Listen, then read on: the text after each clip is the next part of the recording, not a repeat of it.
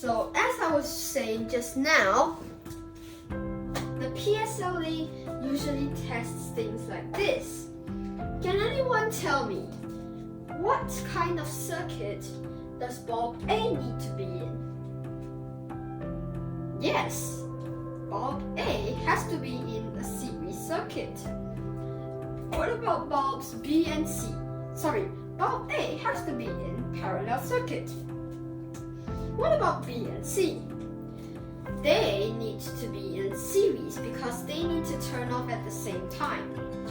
So, an overall circuit will look something like this.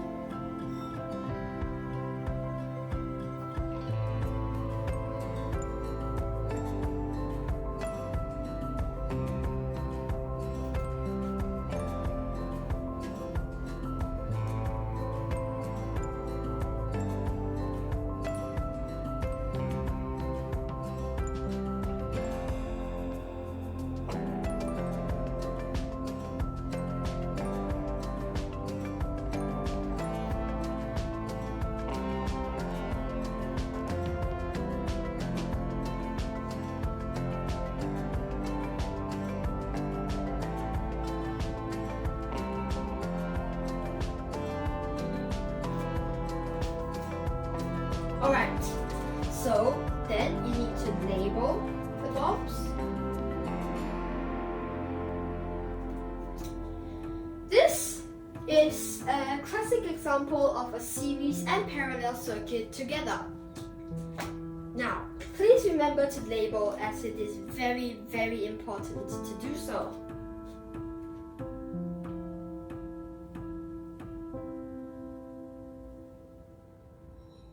Can anyone spot an error in my drawing?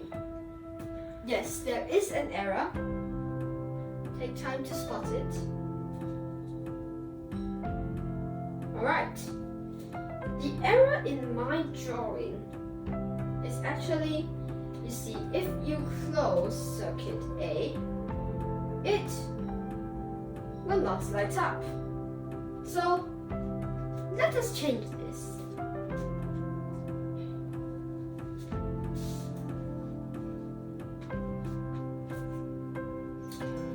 A very simple way to do so is to make sure that the batteries are connected in parallel to all of the bulbs.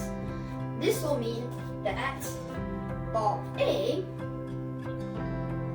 which is here, will be like so. Meanwhile, bulbs B and C will be here.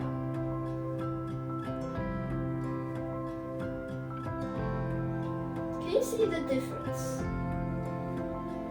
Indeed, now it works totally because the battery is connected to both circuits.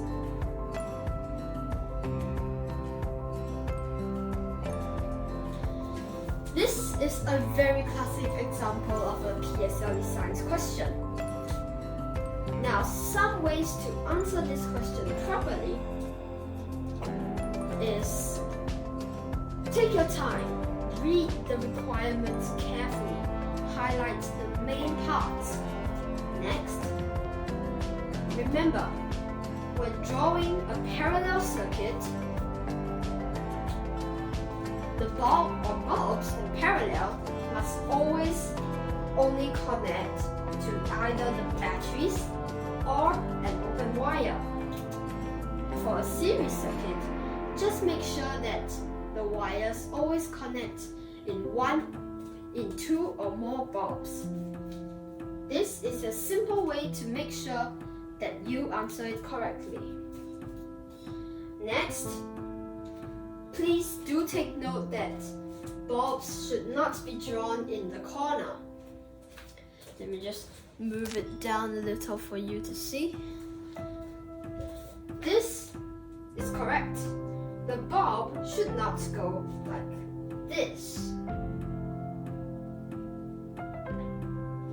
This is wrong.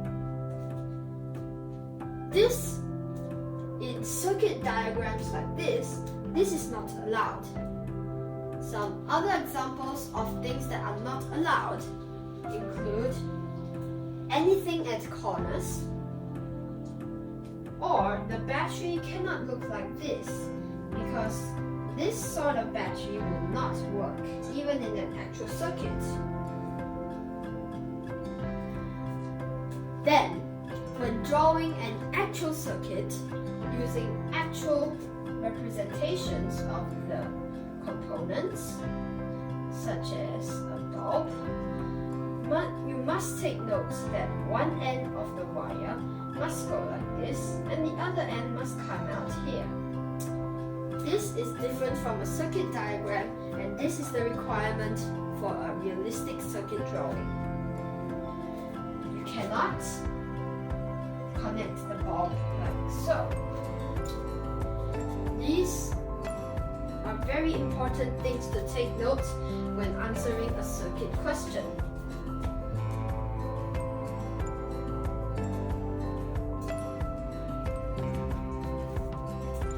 Another common thing that comes out in almost every PSLE nowadays is the topic of electromagnets. Electromagnets are basically magnets that are magnetized by electricity.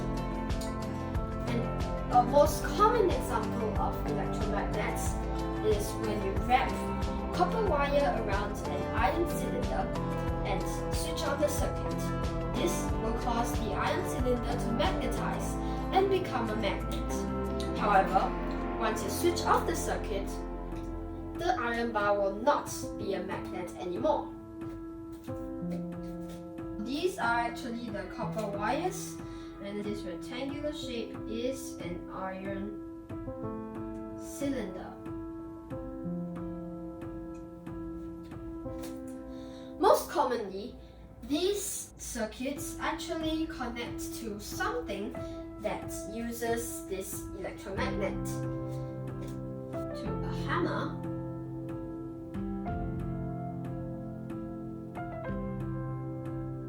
which strikes a bell.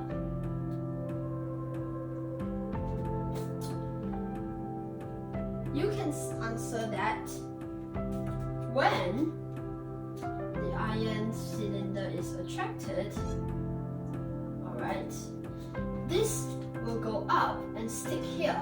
However, with the circuit deactivated,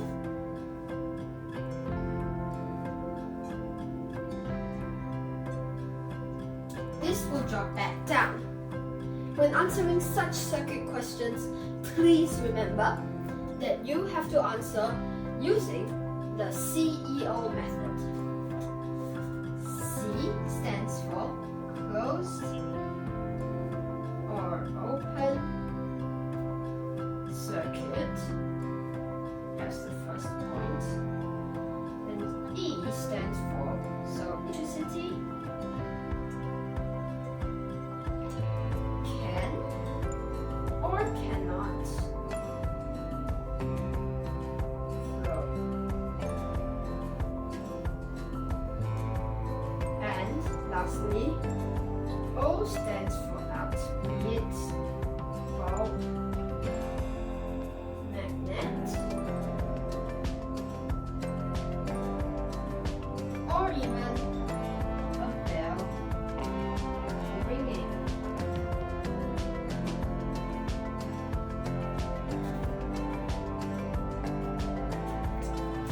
CEO. This acronym is basically the complete answer. Of course, in the middle, you should mention that the electricity can flow through or cannot flow through somewhere, and so it will light up. Now, take note. For the electromagnet part, you you cannot say that the electricity flows through the iron cylinder. This is factually wrong, as the electricity only passes through the copper wire, which causes the iron bar to become a magnet. So, you cannot say that electricity flows through iron cylinder. The correct way of saying this is electricity flows through circuit, magnetizing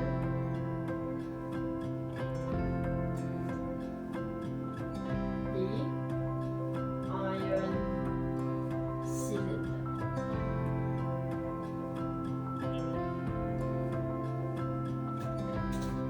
This is another classic example of an electricity question.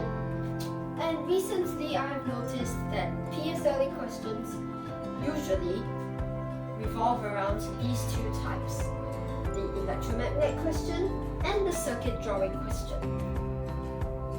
One more thing to take note is that when answering how to make an electromagnet stronger, some ways are actually to first, the most important and obvious way, to coil the wire around the cylinder more.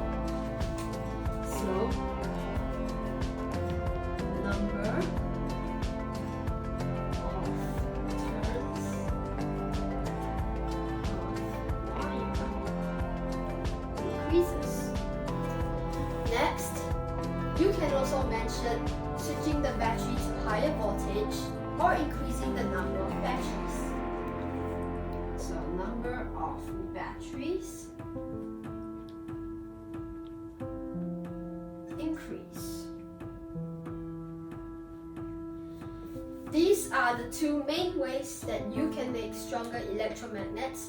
So just write down these two ways if they ask for two ways. As a recap, the electricity topic in PSLE is actually pretty manageable. Mostly the answers revolve around the things that I have shared here. So, good luck for your PSLE for the upcoming people who are taking it, and I'll see you in the next video. Bye bye!